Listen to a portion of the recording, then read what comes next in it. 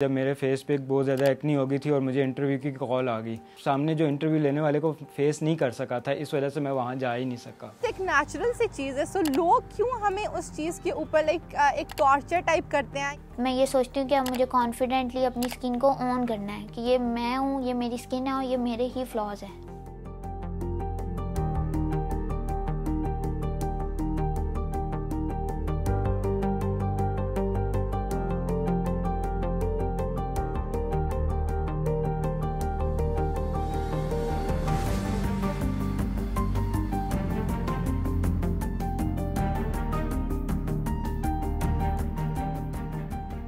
Teachers बहुत ज़्यादा कहती थी क्या खाया जिस वजह से हो गया, आपने कुछ ऑयली खाया होगा, आपने कोई ख़राब चीज़ लगाई होगी। जिस तरह से बड़े अमूमन कहते हैं कि शायद बच्चे जो हैं वो एक्सपेरिमेंट करते रहते हैं, तो खुद पे शायद मैंने कोई एक्सपेरिमेंट किया है। फिर फ्रेंड्स भी ये कहते तुम्हारी स्किन तो बड़ी अच्छी होती थी, तुमने ज़रूर कोई वाइटनिंग क्रीम ही लगाई है, उसी से ऐसे होता है, फार्मूला क्रीम लगाई है जिस वजह से तुम्हारी स्किन इतनी ख़राब हो गई है। एंड मेरी सिस्टर मुझे बार बार कहती थी यार तुम्हारी एक्नी बढ़ती जा रही है, तुम्हारा फेस बहुत ख़राब हो गया, बहुत ख़राब हो गया, कुछ करो।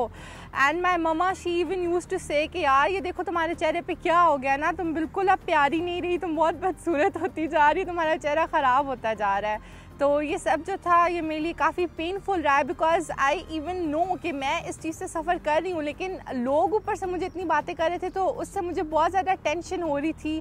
मुझे एक क्यूरियोसिटी हो रही थी कि कब जल्दी से मेरा फेस वापस आए, when I will get my back my normal skin. लोगों की नज़र में ना कि मेल्स को एक्नी होना एक बड़ी कोई एक अजीब सी बात है, तो कोई इसको सामने आकर कोई शेयर करने के लिए ना उनके लिए ज़रा एक मुश्किल मरहला होता है। बात इसी तरह की आगे कि जिस तरह के मेल्स मेंबर्स होते हैं वो जाने के लिए वहाँ पे डॉक्टर के पास मशवरे के लिए वो थोड़ा सा कतराते हैं, अपने आप को क्या कहते हैं वहाँ पे लेके जाना पसंद नहीं करते, कि वो कहते हैं कि यार फीमेल्स वाला ही एक तरह से इसको काम दे दिया गया कि ये फीमेल्स ही अपनी स्किन केयर करती हैं। मगर जब बाद में हम देखते हैं कि अपनी शक्ल कैसी बिगड़ गई है तो फिर बाद में परेशान होते हैं।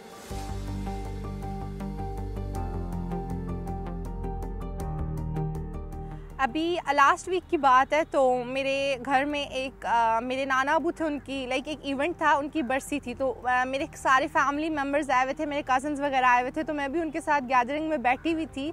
तो मेरी कज़न सडनली मेरे चेहरे की तरफ देखती है और मुझे कहती है कि यार तुम्हारा चेहरा देख के मुझे बहुत गुस्सा आ रहा है, मेरा दिल नहीं कर रहा मैं तुम्हारा चेहरा देखूँ। And that was the time I just realise कि यार I have to do something for this acne. सबसे अजीब बात यह है कि जब शादी मेरी थी तो उस टाइम जब मैंने अपने मुंह को ज़रा थोड़ा सा ज़्यादा क्या कहते हैं साफ़ करवाया तो बहुत ज़्यादा दाग धब्बे वगैरह एक्नी की वजह से पड़ गए थे, जिसको फिल करने के लिए ना कोई एक्स्ट्रा जो ना अपना मेकअप वगैरह करवाना पड़ा। तो वो बहुत एक अजीब चीज़ हो गई थी जिसमें मुझे पूरे शादी के टाइम के दौरान बड़ी एक अजीब सी फीलिंग आती रही।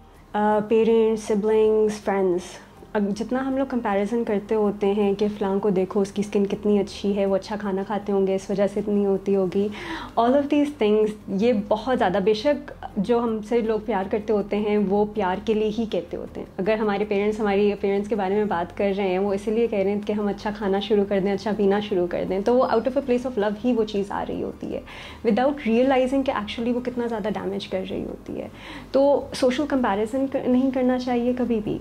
हर बंदा अलग होता है, अल्लाह ने हर इंसान को डिफरेंट बनाया है, and we should all embrace that difference, we should all embrace that individuality as well.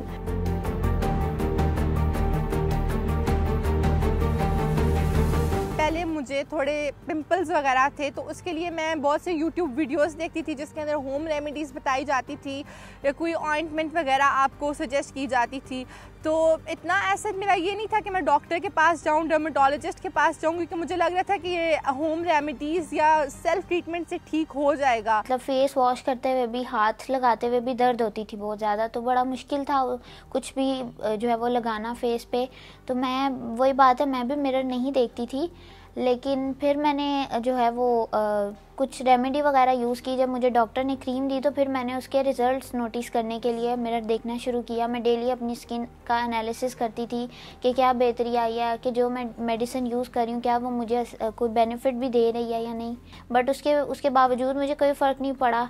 तो फिर मैंने कहा कि अपने आप को इंसान जो है वो किसी के डिसीजंस को अपने माइंड में नहीं लेना चाहिए कि जो अगला बंदा कह रहा है वो ठीक है। आप अपने लिए खुद डिसीजन लो कि क्या आपके लिए अच्छा है। क्योंकि एक बंदा जो ऑलरेडी इस चीज़ से सफ़र कर रहा होता है, वो ऑलरेडी एक ट्रोमैटिक कंडीशन में से गुजर रहा होता है। सो आई थिंक कि लोगों को उसे सपोर्ट करना चाहिए, ना कि बार बार उसको ये रियलाइज़ करवाना चाहिए कि उसकी स्किन बहुत अगली हो गई है। Body shaming, acne related issues जितने भी हैं वो सबसे पहले जाके लोगों की सेल्फ इस्टीम को हिट करते होते हैं, बॉडी डिससेटिस्फैक्शन क्रिएट करते होते हैं। इस वजह से जो है नंबर 1 थिंग इज़ कि अपनी सेल्फ इस्टीम बिल्ड करना, नोइंग कि आपकी अपीयरेंस जो है सिर्फ आपको ये डिटरमिन नहीं करती कि आप अपनी अपीयरेंस के बेसिकली ऊपर डिपेंडेंट नहीं है। There are a lot of things that make people who they are, and appearance is just one of them. Number 2 is having the awareness that the societal pressures that we are facing is from everyone. ठीक है, हमारे parents के साथ parents से influences आते होते हैं, peers influence करते होते हैं, और मीडिया बहुत ज़्यादा इन्फ्लुएंस करता होता है।